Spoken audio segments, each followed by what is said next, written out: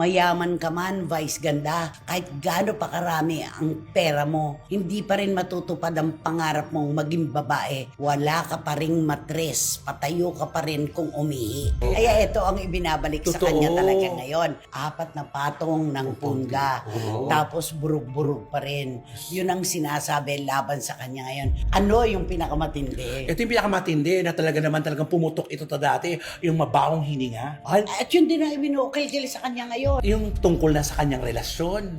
Diba? Diyos ko, yan yung Damay si Ayon Perez. nadadak. Keso, dahil marami kasi siyang pera, kaya siya may pag-ibig. Kapag nawalan ka na ng pera, maghahanap na yan si Ayon Perez ng... Maghahanap na ng babae. Yung babae. Alam mo, babagsak ka rin. Isang araw mawawala rin lahat yung hawak mo ngayon. Huwag kang pakasiguro. Walang guarantee at warranty ang popularity. Isang araw baka makita ka na lang sa EDSA, nanghuhuli ka